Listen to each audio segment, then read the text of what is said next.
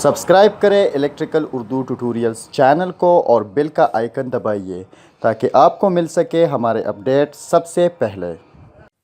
बिस्मिल्लाहिर्रहमानिर्रहीम, अस्सलामुअलैकुम। मैं हूं सिकंदर हैदर और आप देख रहे हैं इलेक्ट्रिकल उर्दू ट्यूटोरियल्स चैनल। दोस्तों, आज की वीडियो में हम फॉरवर्ड रिवर्स के बारे में बात करेंगे, उसकी कंट्रोलिंग वायरिंग के बारे में आपको बताएंगे और इसके साथ एक टाइमर को हम कैसे इस्तेमाल में ला सकते हैं। दोस्तों, इससे पहले मैंने टाइमर के बारे में एक वीडियो अपलोड की थी जिसमें मैंने टाइमर की जो वर्किंग है उसके बारे में आप लोगों को गाइड किया था कि कैसे हम एक टाइमर को काम में ले सकते हैं। अगर आपने उस वीडियो को अभी तक वॉच नहीं किया तो नीचे डिस्क्रिप्शन में आपको सारे इससे रिलेटेड लिंक्स मिल जाएंगे। दोस्तों, पहले हम बात करते हैं कि हम टाइमर क्यों इस्तेमाल करते हैं। दोस्तों, अगर हमारे साथ एक मोटर होता है, वो हम कभी फॉरवर्ड में चलाते हैं कभी रिवर्स में चलाते हैं, तो अगर हमें मोटर को एक खास टाइम के लिए फॉरवर्ड में चाहिए या रिवर्स में चाहिए तो उसके लिए हम एक टाइमर का काम ले सकते हैं। दोस्तों, इस केस में हम मोटर को सिर्फ या तो फॉरवर्ड में कुछ टाइम के लिए कंट्रोल कर सकते हैं या रिवर्स में। इसके बाद इंशाल्लाह जो वीडियो आएगी उसमें हम दोनों तरफ से टाइमिंग के लिए सर्किट बनाएंगे, यानी दो टाइमर इस्तेमाल करने वाले हैं।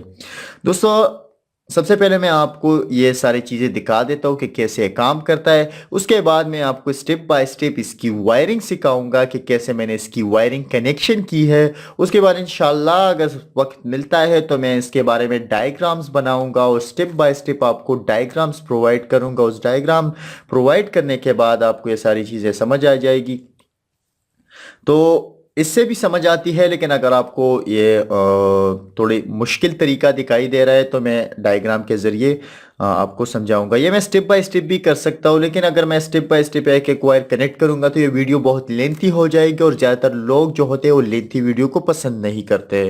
तो सबसे पहले मैं उसको सप्लाई भी प्रोवाइड करने वाला हूँ। मैंने इसको सप्लाई प्रोवाइड कर दी है। अब मिसाल के तौर पर मैंने यहाँ पर रख दिया है टाइमिंग 20 सेकेंड्स। इस तरह के टाइमर में डिफरेंट टाइप्स आते हैं टाइमिंग के हवाले से, लेकिन ये तकरीबन 1 मिनट के लिए ही बना हुआ है, यानी 60 सेकेंड्स के लिए। आपको मैं दिखा भी देता हूँ, 60 सेकेंड्स के लिए बना हुआ है। मैंने इसे 20 सेकेंड्स पे कनेक्ट कर दिया है और इसको मैंने फॉरवर्ड के लिए इस्तेमाल किया हुआ है। अगर मैं रिवर्स को ऑन करता हूँ तो रिवर्स का कंडक्टर अभी ऑन हो चुका है, यानी अगर हमारा मोटर होगा वो रिवर्स में चलेगा। अब यहाँ पर मैं आपको एक और बात बताता चलूँ, अगर आप इस कंडक्टर को रिवर्स के लिए इस्तेमाल करना चाहते हो तो अगर और आपका मोटर वहाँ पर फॉरवर्ड में चल रहा है तो जस्ट आपको दो पेजों में यहाँ पर एक दूसरे को चेंज करना है। अगर आप यहाँ से नहीं करना चाहते हैं, यानी मोटर का जो कनेक्शन है वो आपसे बहुत दूर है, तो आप इस स्विचेस में भी कर सकते हैं। यानी इसको स्विच से जो टच वायर फॉरवर्ड का गया हुआ है वो आप रिवर्स में कनेक्ट कर दे और रिवर्स का फॉरवर्ड में कनेक्ट कर दे।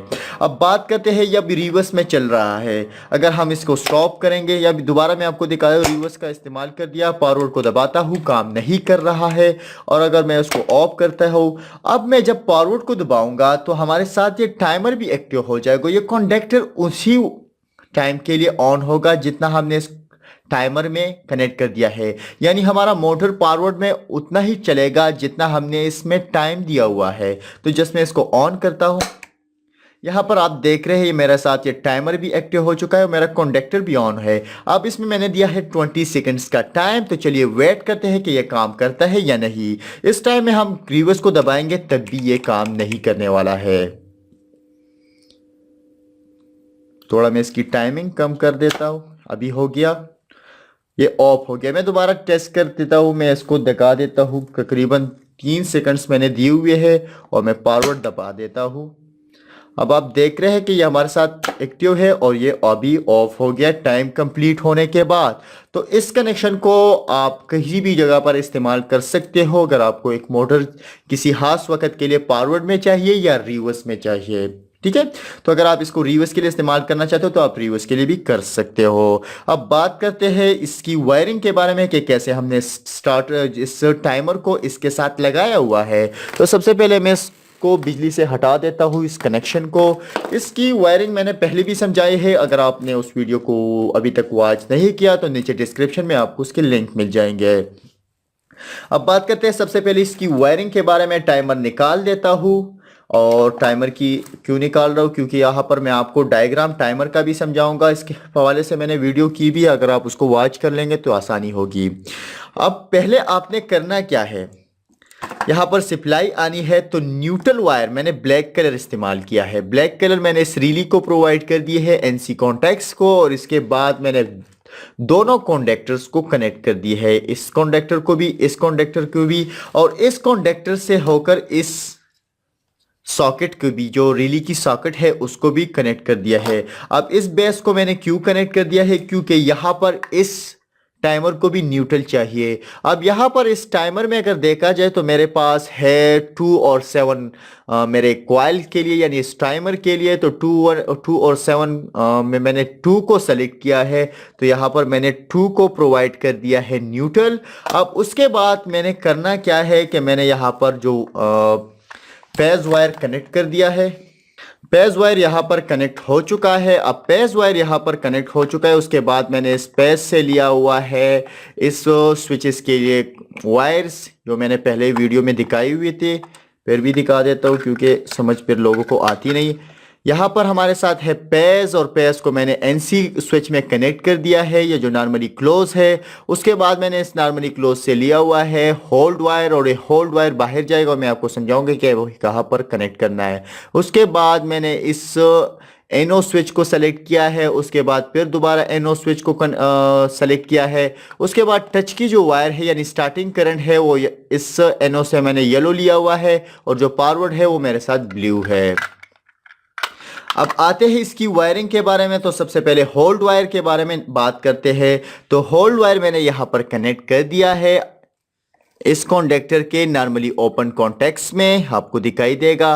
और उसके बाद मैंने इस कॉन्डक्टर के नॉर्मली ओपन कॉन्टेक्ट्स में कनेक्ट कर दिया है, जो नीचे वाला है। अब उसके बाद मैंने करना क्या है कि इस कॉन्डक्टर के इस साइड से होल्ड वायर लेना है और यहाँ पर कनेक्ट करना है। अब यहाँ पर कहाँ पर कनेक्ट करना है, यहाँ पर मेरे साथ रिली का जो ऑप्शन है ऐड के साथ जो कॉमन है वो है पाइप। तो मैंने 5 में कनेक्ट कर दिया है, क्योंकि ये क्लोज रहेगा तब तक के जब तक कि हमारा टाइम कंप्लीट नहीं हो जाता। तो हमने इस क्लोज को लिया हुआ है, पाइप में कनेक्ट कर दिया ये होल्ड वायर। अब ये होल्ड वायर यहाँ पर पाइप में कनेक्ट हो चुका है, तो ये निकलेगा कहाँ पर, हमारे साथ निकलेगा 8 पर। ठीक है, तो 8 पर ये हो गया, निकल गया। अब इसके साथ मुझे करना क्या है, यहाँ पर टच वायर आ चुका है, तो ये टच वायर इसके साथ कनेक्ट करना है 7 में, क्योंकि 7 जो है मेरे साथ है इस टाइमर का दूसरा सप्लाई टर्मिनल। ठीक है, अब होगा क्या, टच वायर कहाँ आएगा, ये ब्लू।